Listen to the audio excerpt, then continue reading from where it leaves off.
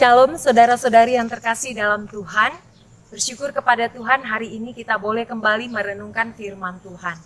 Saya mengajak kita merenungkan satu tokoh Alkitab, perempuan bernama Marta. Marta ini adalah saudarinya Maria dan mereka berdua mempunyai saudara bernama Lazarus. Lazarus yang telah meninggal 4 hari lalu dibangkitkan oleh Tuhan Yesus. Bicara tentang Marta, ada banyak orang yang memandang miring tentang Marta. Kenapa? Karena Marta ini adalah orang yang ditegur oleh Tuhan Yesus. Tapi bagi saya pribadi, justru memandang Marta sebagai seorang yang sangat beruntung. Kenapa? Karena dia adalah orang yang dibentuk oleh Tuhan secara langsung. Nah, kita mau lihat apa yang dapat kita pelajari dari seorang Marta yang sangat beruntung ini. Yang pertama di dalam Lukas pasal 10 ayat 38 sampai 42. Di sana dikisahkan bagaimana Marta menyambut Tuhan Yesus di dalam rumahnya. Ketika Tuhan Yesus datang ke rumah Marta, Maria dan Marta menyambutnya dengan penuh sukacita. Hanya saja sikap kedua saudari ini berbeda. Maria langsung duduk di dekat kaki Yesus dan dia sangat menikmati pribadi Yesus, menikmati apa yang Tuhan Yesus sampaikan. Dan Marta, dia langsung sibuk melayani Tuhan. Kata melayani di sini berarti dia sibuk mempersiapkan makan untuk Tuhan. Lalu kemudian Marta melihat apa yang dilakukan Maria, dia minta Tuhan Yesus menegur Maria. Tapi Tuhan Yesus justru berkata demikian kepada Marta. Marta, Marta, engkau khawatir dan menyusahkan diri dengan banyak perkara. Tetapi hanya satu saja yang perlu. Maria telah memilih bagian yang terbaik yang tidak akan diambil daripadanya.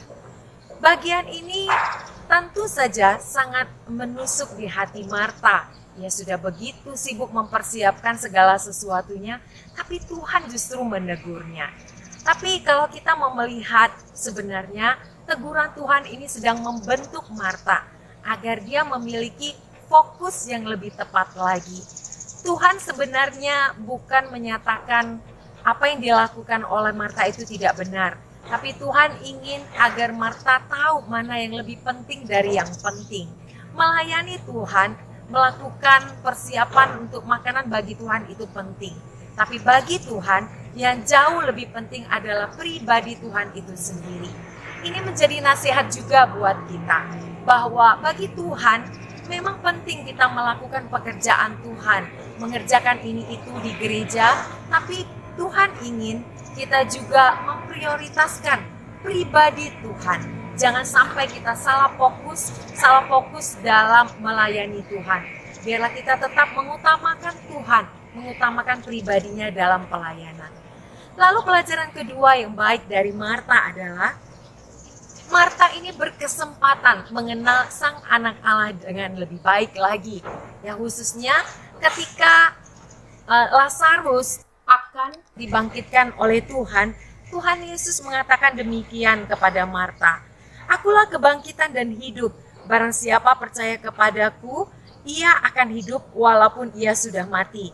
Dan setiap orang yang hidup dan yang percaya kepadaku tidak akan mati selama-lamanya. Percayakah engkau akan hal ini?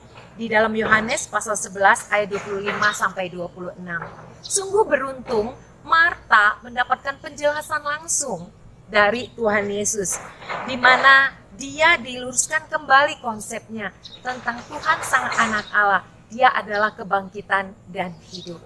Bagi sebagian orang mungkin Marta ini ditegur oleh Tuhan, tapi Marta sebenarnya sedang dididik oleh Tuhan agar kehidupannya, konsepnya, imannya tentang Tuhan, pelayanannya kepada Tuhan itu benar adanya. Kiranya kita juga mau belajar dari Marta ya, agar kita mengutamakan Tuhan dalam pelayanan, mengutamakan hubungan pribadi dengan Tuhan, dan kita memiliki konsep yang benar tentang Tuhan kita. Tuhan Yesus memberkati.